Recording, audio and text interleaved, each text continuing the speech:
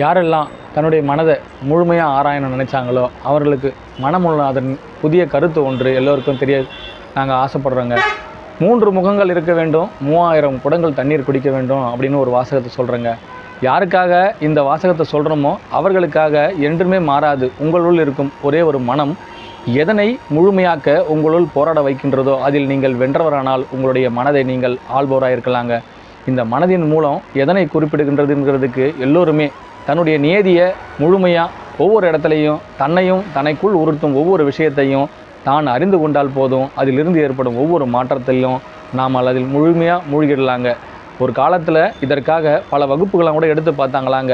முக்கிய காரணங்களுக்காக இந்த வகுப்பறைகளுக்கு ஏன் சில சீடர்களை அழைத்து வந்து அவர்களுக்கான மனத்திற்கு எது ஏற்புடையதுங்கிறதுக்காகத்தான் குருகுல கல்வியே உருவாக்கப்பட்டதாங்க.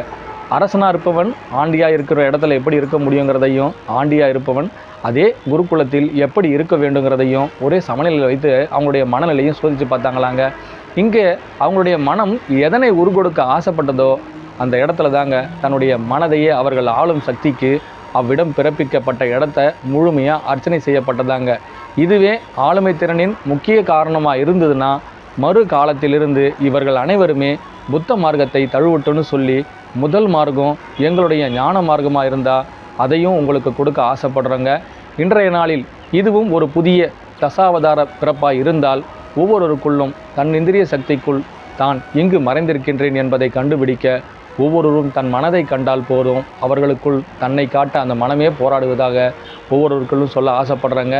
மீண்டும் ஒரு பிறப்பெடுப்போம், மீண்டும் ஒரு வகுப்பெடுப்போம், என்றும் மாறாது எங்கள் குருநாதருக்காக. ஆசையே எதிலிருந்து பிறக்கின்றதோ அதிலே நான் பிறக்கின்றேன் என்று சொல்லும் மனதிற்குள் என்றும் மாறாமல் இருக்கட்டுங்க. அனைவருக்கும் குருவே சரணம், குருவடி சரணங்க.